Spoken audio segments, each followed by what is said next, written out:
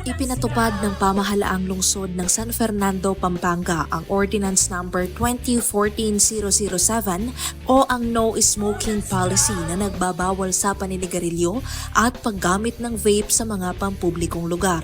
Ayon sa anunsyo ng City Health Office ng San Fernando, mahigpit nang ipinagbabawal ang paninigarilyo at vaping sa mga pampublikong gusali at opisina, pampublikong sasakyan tulad ng jeep, bus, tricycle at iba pang uri ng public transportation.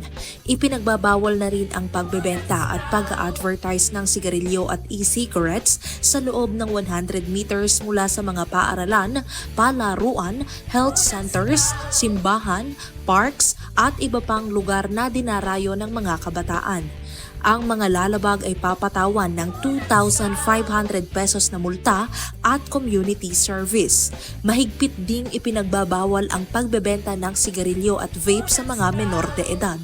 Ang mga tindahan o establishmentong lalabag ay maaaring pagmultahin ng 5,000 pesos at makulong ng hanggang 1 taon.